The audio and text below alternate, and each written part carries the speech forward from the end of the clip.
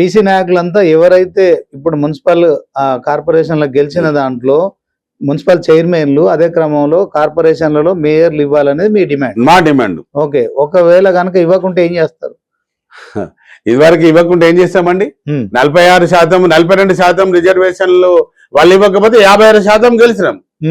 ఈ రోజు రేపు పొద్దున డిఫరెంట్ గా మేము 60% వరకు ఏ పార్టీలైనా కూడా గెలవడానికి కోసం మొత్తం బీసీలలో మేము తప్పకుండా మా ఒక మెసేజ్ మేము అందరం కూడా అనుకున్నాము. రేపు పొద్దున 56% ఏదైతే పార్టీ గుర్తులు లేని దానిలో సర్పంచులు గెలిచినామో ఇప్పుడు ఈ మున్సిపల్ ఎన్నికల్లో 60% బీసీలము మేము గెలిచి చూపిస్తామని కూడా నేను చెప్తున్నాను ఈ రోజు అయితే. ఓకే, దానిలో మాకు చైర్మన్ లో మాకు 50% అన్న మీరు ఇవ్వండి అని ఈరోజు 3 పార్టీలను కూడా నేను డిమాండ్ చేస్తున్నాను. ఎందుకంటే ఎన్నికలు అయిపోయినాక ఏముంటది? ఇంకేముండదు. మేము స్థానిక ఎన్నికలన్నీ అయిపోతాయి, ఇంకా ఎంపీటీసీ జడ్పీటీసీలు అనేది కొంతవరకు. ఎందుకంటే ఇది అనుబంధంగా ఈ మన ఏదైతే పట్టణాలకు సంబంధించిన 116 మున్సిపాలిటీలు 7 కార్పొరేషన్లు జరుగుతున్నాయి ఇప్పుడు. దీనిలో మాకు మీరు వాటా మాకు ఎంత ఇస్తారు అనేది కూడా మేము కూడా బీసీ నాయకులుగా బీసీలు కూడా ఈరోజు రాష్ట్రంలో ఉన్న బీసీ కుల బాంధవులు అందరూ కూడా ఈరోజు ఎదురు చూస్తున్నారు. ఏ పార్టీకి సిద్ధశుద్ధి ఉంది అనేది కూడా వీరికి ఒక తెలియజేసేవాల్సిన అవసరం ఉంది, ఇవ్వాల్సిన అవసరం కూడా బాధ్యత ఉందని నేను తెలియజేస్తున్నాను.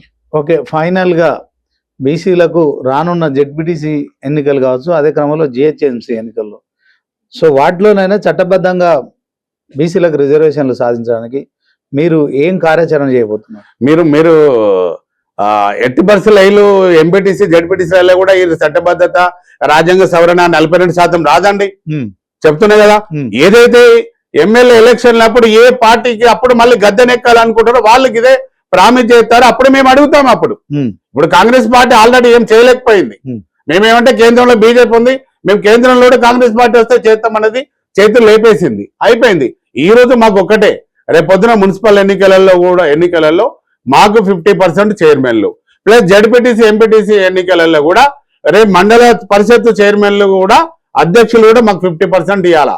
రేపు జడ్పీలలో కూడా 50% మాకు వాటా ఏ పార్టీ ఇస్తే ఆ పార్టీకి రేపు వచ్చే 3 సంవత్సరాల్లో మనుగడ ఉంటుందని కూడా నేను తెలియజేస్తున్నా. బీసీలందరూ ఎక్కడ వాళ్ళు ఎక్కడ మౌనంగా ఉన్నారనుకుంటే టైం వచ్చినప్పుడు మళ్ళీ మేము ఉద్యమం అనేది చేస్తాము. ఈసారి నమ్మినాము, ఈసారి వాళ్ళు చేయలేకపోయినారు, వచ్చేసారి కూడా ఇంకా నమ్మే పరిస్థితిలో మేము ఉండము.